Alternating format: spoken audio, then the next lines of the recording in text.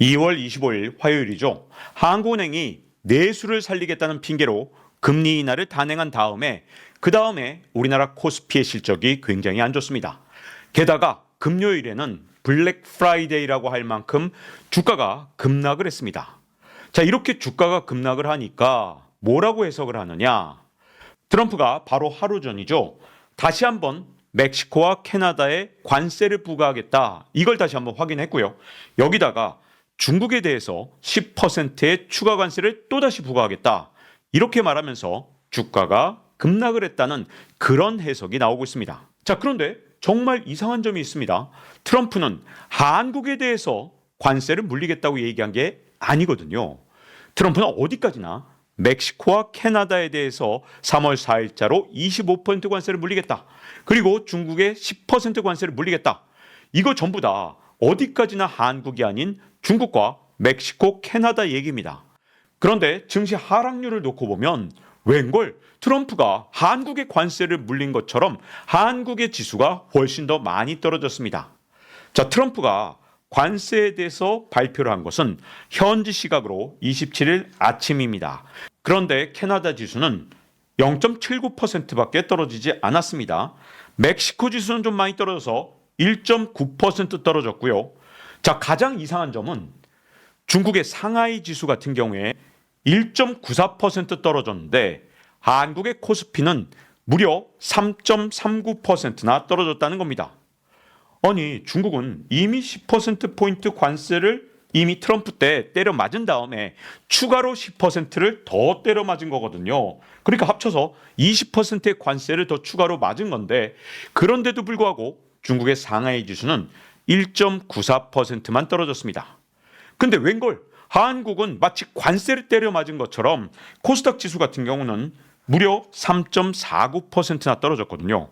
물론 일본의 니케이 지수도 2.9% 떨어져서 꽤 많은 하락폭을 보였는데 일본의 니케이는요, 사실 엔화 가치가 최근에 올라가면서 원래 엔화 가치가 올라갈 때마다 주가가 떨어지는 그 현상이 일어났을 가능성이 굉장히 큽니다. 이런 상황 속에서 한국의 코스피 코스닥이 가장 큰 폭의 하락세를 보였다. 여기에는 굉장히 중요한 시사점들이 있다는 뜻입니다. 일단 우리나라 원화 환율이 갑자기 치솟아 올랐죠. 그런데 우리나라 환율이 언제부터 치솟아 올랐냐? 한국은행이 금리 인하를 단행한 다음에 곧바로 상승세를 타면서 사흘 만에 무려 33원이 올라갔습니다. 금리 인하를 단행하기 전만 해도 1,429원이었는데 이게 1,462원까지 와, 이거 단 사흘 만에 진짜 순식간에 환율이 치솟아 올랐습니다. 제가 이런 환율의 움직임에 대해서는 이미 지식 한방에서 예고해드린 적이 있죠. 한국은행이 금리 인하를 하고 싶으면 바로 그 전날까지 열심히 환율을 끌어내릴 것이다. 그래야 금리 인하를 할 수 있는 환경을 만들 수 있기 때문에 외환시장에서 환율을 마음대로 끌어내렸다 올렸다 할 수 있을 만큼 자금력이 있는 이 한국은행의 외환보유액으로 금리 인하 직전에 환율을 최대치까지 끌어내릴 가능성이 굉장히 크다고 제가 지금까지 계속 거듭해서 말씀드렸죠. 그리고 그때가 환전하기가 가장 좋을 때일 것이다. 이런 예고도 미리 드렸었습니다. 그런데 이번에도 어김없이 또 그 현상이 일어났습니다. 한국은행이 금리 인하하기 직전에는요, 진짜 모든 힘을 써서 환율을 끌어내립니다. 그런데 그 뒤에는 더 이상 개입할 만한 돈이 없거나 그 돈이 이번 달에 쓸 돈, 이게 계획된 돈이 있는데 그 돈이 바닥나기 때문에 이렇게 마지막 사흘을 놓고 환율이 이렇게 급등하는 겁니다. 그런데 한 가지 이상한 점이 있습니다. 한국은행이 굳이 금리를 인하하면서 내수 시장을 살리기 위해서다 이렇게 얘기했죠. 자, 만약에 한국은행의 금리 인하가 내수 시장을 살리는 효과가 있다면 한국의 코스피는 올라야죠. 경제가 좋아질 거니까. 게다가 이런 경기가 좋아지는 효과가 없다 하더라도 돈을 더 많이 시중에 푸는 거니까 주가를 부양하는 효과가 있어야 됩니다. 그런데 한국은행이 금리를 낮춘 다음에 오히려 코스피는 진짜 비실비실 추락하고 있죠. 왜 그러냐? 지금 세계 경제는 더 이상 낡은 경제학 교과서가 통하지 않는데 그 낡은 경제학 교과서를 놓고 금리 정책, 환율 정책 이런 정책들을 쓰다 보니까 시장이 지금 한국은행의 정책 방향과 완전히 다르게 움직이는 겁니다. 자, 가장 큰 문제점은 뭐냐? 내수 살리겠다며 한국은행이 포기한 것들이 도대체 뭐냐? 가장 심각한 문제점은 자본 유출 위험이 훨씬 더 커졌다는 겁니다. 자, 우리나라가 기준금리를 이번에 인하하면서 우리나라의 기준금리가 얼마나 낮아졌느냐? 자, 미국 같은 경우는 기준금리가 4.2에서 4.5%입니다. 영국은 4.5%, 유럽연합은 2.9%입니다. 그런데 한국은 2.75%니까 한국의 돈값이 가장 싸다는 뜻인데, 아니 이렇게 돈값을 싸게 쳐주는 나라에 굳이 글로벌 자금이 투자할 이유가 전혀 없는 거죠. 훨씬 더 튼튼한 달러에 투자하면 이렇게 더 높은 금리를 받을 수 있는데 뭐하러 한국에 남아 있겠습니까? 그래서 해외 자본은 한국을 떠날 수밖에 없는 겁니다. 우리나라는 지금 현재 국민연금이 열심히 국제 회사채를 사주기 때문에 낮은 금리가 유지되고 있는 거지. 만약에 글로벌하게 얼마든지 투자할 수 있는 그런 자금이라면 이렇게 낮은 금리에 굳이 남아있을 이유가 없거든요. 그래서 금리를 낮출 때마다 어떤 위험도가 높아지느냐? 우리나라에서 자본이 유출돼서 해외로 빠져나갈 가능성이 훨씬 더 커지게 됩니다. 그래서 금리를 낮출 때마다 계속 환율이 불안한 거예요. 당연하죠. 돈이 자꾸만 빠져나가면 환전을 해서 나가는 거니까 환율이 자꾸만 불안하면서 원화 가치가 자꾸만 떨어지는 현상이 반복적으로 일어나는 겁니다. 자, 이렇게 환율이 자꾸만 올라가면 원화 가치가 떨어지면 어떤 현상이 일어날까요? 수입 물가가 올라가서 대한민국 물가가 위태로운 상황이 올 수밖에 없겠죠. 이창용 총재는 여러 차례 강조를 했습니다. 우리나라 물가가 2025년에 걱정된다.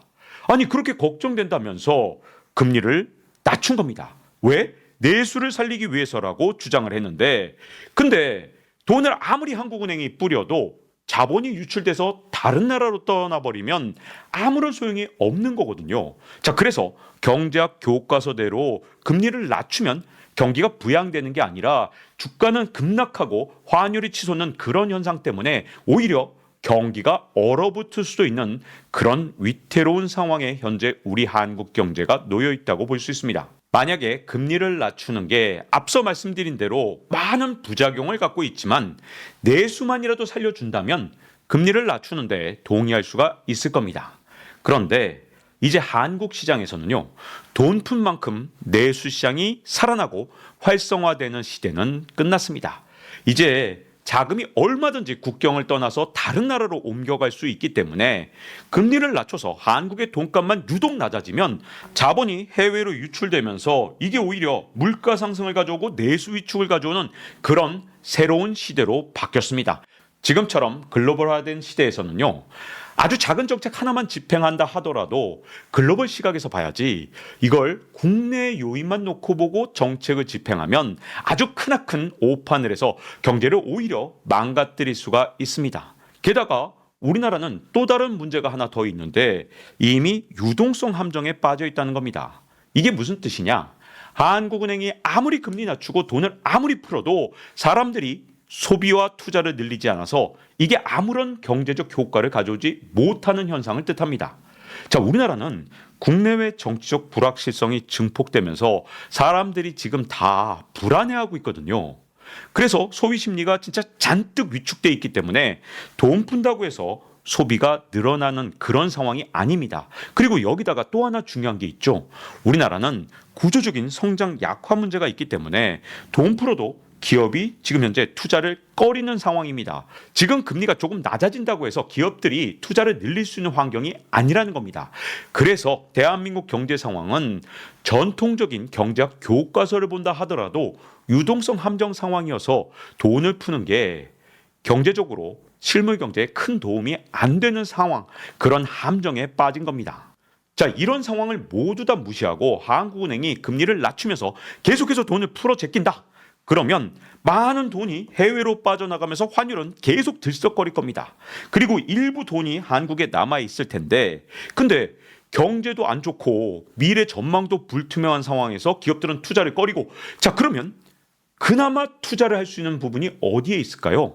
우리나라는 지금 현재 부동산 빼놓고는 투자할 데가 없다고들 생각하기 때문에, 아니 정확하게 말씀드리면 강남 지역의 부동산을 빼놓고는 나머지 부동산도 전부 다 죽어버렸죠. 그래서 강남 부동산으로만 그 남은 소수의 돈이 몰리고 있는 상황입니다. 이런 상황을 뻔히 알면서 금리를 더 낮추고 돈을 더 풀면 당연히 강남 부동산 가격만 더 치솟아 오르는 그런 왜곡 현상이 일어날 수밖에 없습니다. 그런데 정말 때마침 서울시에서 토지거래 허가제를 해제해버렸습니다. 사실 그동안 강남 지역의 집값 상승을 아주 강하게 붙잡아 주던 게 토지거래 허가제였는데, 이걸 갑자기 해제해버리니까 당연히 강남 지역으로 돈이 더 많이 몰릴 수밖에 없죠. 왜냐? 지금 어딘가 투자해서 돈 되는 곳이 이 대한민국 땅에 거의 남아있지 않은 상황에서 갑자기 규제가 해제됐네? 야, 그러면 자, 남아있는 돈 다 영끌해서 강남 부동산 사자, 이렇게 투기 심리를 부추기는 아주 위험한 선택들이 지금 현재 나오고 있는 거죠. 물론 저는 한국은행과 서울시가 서로 짜고 했다고는 생각하지 않습니다. 하지만 한국은행과 서울시의 조치가 동시다발적으로 일어나면서 이게 콜라보가 됐거든요. 그래서 부동산 시장이 완전히 환호하는 그런 상황에 놓여 있거든요. 자, 서울시가 잠실, 삼성, 대치, 청담, 최근 들어서 집값 상승폭이 가장 큰 지역인데, 이 지역들에 대해서 토지거래 허가구역 지정 해제를 했습니다. 그 날짜가 2월 12일이거든요. 한국은행이 지속적으로 금리 인하를 하는 이 상황에서 토지거래 허가를 해제하니까 돈이 여기로 쏠릴 수밖에 없습니다. 그야말로 쐐기처럼 돈이 몰려가는 그런 현상을 서울시와 한국은행의 콜라보로 만들어내니까 어떤 일이 일어났느냐. 2월 20일자 기사를 보면 30억 원 아래는 꿈도 꾸지 말아요. 신난 집주인들 돌변.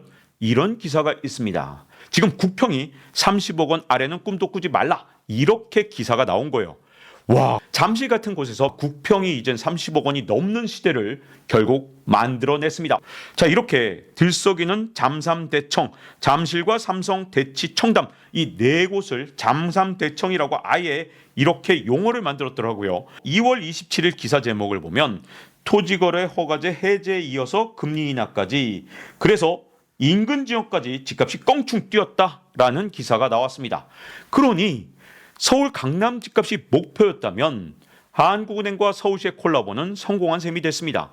물론 설마 둘이서 짜고 이러진 않았을 겁니다. 하지만 시장에 결국 그런 영향을 준 겁니다. 투자할 곳은 없는데 갑자기 물꼬가 트이면 돈이 홍수처럼 거기로 흘러가는데, 그런 현상이 지금 서울 강남 집값을 끌어올리고 있습니다. 아니, 강남 지역에서는 부동산 값 올랐다고 이렇게 환호를 보내는데, 아니 주식은 도대체 왜 이렇게 된 거냐? 여러 가지 원인이 있지만 그 근본적인 원인은 우리나라의 정책 집행자들이 항상 부동산 부양에만 항상 열을 올린다는 겁니다. 그리고 정책 집행자들은 중시를 부양하는 데는 큰 관심이 없습니다. 근데 대한민국 경제가 다시 부활하려면 부동산 값 오르는 것보다는 주식시장이 활성화되는 게 훨씬 중요합니다. 주식시장이 활성화돼야 새로운 창업이 자꾸만 활성화되고, 이걸 통해서 자본을 끌어모아서 글로벌 경쟁력이 있는 기업들이 자꾸만 늘어날 수가 있는데, 돈이 자꾸만 부동산으로만 쏠려 나가니 대한민국의 성장 동력이 자꾸만 약화되는 현상이 계속해서 더욱더 심화될 수밖에 없는 겁니다. 근데 이번에 단기적으로는요, 우리나라 증시가 이렇게 급락하는 데는 국민연금이 끌어내렸던 환율이 독이 됐을 가능성이 굉장히 큰데요. 자, 해외 투자자들은 우리나라에 투자할 때 환율을 무지무지 신경 씁니다. 왜냐? 주식으로 아무리 돈을 벌어도 갑자기 원화 가치가 급락을 해버리면 큰 손실을 보거든요. 그런데 만약에 국민연금이 개입해서 환율을 이런 식으로 계속 끌어내린 것이다. 그렇다면 외국인 투자자들 입장에서는 환율이 이렇게 낮아졌으니 비싸게 원화를 팔고 나갈 수 있게 된 거잖아요. 자, 물론 국민연금이 정확하게 어떻게 얼마나 개입하는지는 정확하게 모르지만 대강의 아웃라인은 이미 밝힌 상태죠. 국민연금은 2025년 한 해 동안 480억 달러까지 개입할 수가 있는데, 근데 이걸 다달이 나눠서 개입하겠다고 했으니까 만약에 균등 배분을 한다 그러면 2월 달에 40억 달러 정도 개입할 여력이 있었을 겁니다. 그래서 잘 보시면 2월 초가 되잖아요. 이때부터 열심히 개입해서 이렇게 환율을 끌어내릴 수가 있는 거죠. 그런데 이 돈이 딱 떨어지고 나면 더 이상 개입을 할 수가 없을 겁니다. 근데 외국인 투자자들이 이걸 계속해서 워치를 하고 있겠죠. 그러다가 환율이 크게 낮아진 상황, 그러니까 원화 가치가 크게 올라간 상황, 2월 20일부터 어떤 일이 일어났냐? 코스피 시장에서 외국인들이 7거래 연속 순매도를 했습니다. 왜냐? 우리나라 주식을 팔고 나갈 때 비싸게 팔고 나갈 수 있도록 우리나라 국민연금이 개입을 해줬다면 이거 정말 우리나라의 국부가 유출된 거거든요. 저는 국민연금이 제발 개입해서 내려간 게 아니길 바라는데 국민연금이 이미 이렇게 발표를 480억 달러 개입합니다. 우리는 다달이 한 40억 달러쯤 개입할 여력이 있습니다. 이렇게 말해놓은 상태고 이게 정말 신기할 정도로 월 초가 되면 이렇게 환율이 내려가다가 월말이 돼서 돈이 떨어진 것처럼 보이면 그때부터 환율이 올라가는 현상이 지금 반복되고 있다는 거예요. 만약에 이게 1년 내내 반복된다 그러면 외국인 투자자들 입장에서 그야말로 엄청나게 돈을 따기가 쉬운 시장이 될 겁니다. 자, 이런 것들을 모두 다 계산하고 있는 외국인들이 2월 28일 하루에만 코스피 시장에서 무려 1조 5천억 원이 넘는 정말 대량의 순매도를 한 겁니다. 제가 가장 걱정되는 건 이렇게 외국인들이 코스피 시장에서 대규모 순매도를 한 다음에 이 돈을 다시 달러로 바꾸려고 할 때 그때 국민연금 개입이 또 앞으로 계속될까 봐 걱정되는데요. 만약에 국민연금이 균등하게 계속해서 외환시장에 개입을 한다. 그러면 3월 초에 또 다시 개입할 만한 자금이 40억 달러가 새로 생기겠죠. 그래서 환율을 끌어내린다. 그럼 외국인들은 잘 보고 있다가 비싸게 원화를 팔고 나가면서 큰 돈을 만질 수 있게 될 겁니다. 이거 전부 다 우리의 노후 자금을 동원해서 외국인들이 우리나라 주식을 판 다음에 이걸 비싸게 환전해 나갈 수 있도록 일종의 보조금을 주는 그런 셈이 될 수가 있는 겁니다. 국민연금이 환율 방어를 포기하는 그런 일이 생기지 않는다면 3월 초가 되면 다시 또 국민연금이 계속해서 환해지 자금을 통해서 외환시장에 개입을 할 겁니다. 그런데 문제점은 뭐냐? 만약에 여러분들하고 저하고 포커를 치는데 제가 여러분들한테 포커패를 다 보여주고 친다. 그러면 여러분들이 100% 제 돈을 따가겠죠. 지금 국민연금은 전 세계 헤지펀드한테 포커패를 보여주고 포커를 치고 있습니다. 왜냐? 2.68 시그마부터 환율에 개입한다고 이미 전 세계에다가 알려준 셈이니까 만약에 환율이 이렇게 1,460원을 넘으면 또 개입하는 선이에요. 그러면 3월 초가 되면 또 개입해서 환율을 끌어내리죠. 그러면 이걸 이용해서 헤지 펀드는 정말 막대한 돈을 우리나라에서 벌어갈 수가 있습니다. 손해를 보는 건 우리나라 국민연금이나 우리 국민들일 거고요. 해외 헤지 펀드는 이때마다 큰 돈을 대한민국에서 따갈 겁니다. 게다가 더 큰 문제는 판돈까지 알려줬다는 거예요.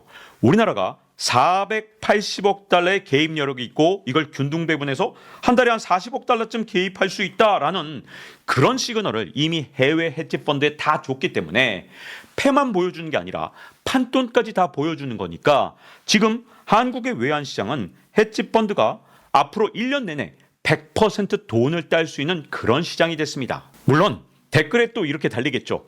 국민연금의 외환시장 개입은 이미 룰로 정해놓은 거기 때문에 그 규칙에 따라 하는 것이지 이 마구잡이로 하는 것이 아니다라고 주장하신 분들이 계실 텐데 전 세계 어떤 나라 연금도요 이렇게 룰을 정해놓는 나라가 없습니다. 그리고 정부에서 강력하게 국민연금에 요청해서 이렇게 룰을 만들어서 개입하고 있는 것이지 이거 2022년 말에 갑자기 개입하라 그래서 이렇게 개입하는 룰이 만들어진 거고요. 그리고 나서 국민연금이 정부의 요청대로 개입하고 있는 겁니다.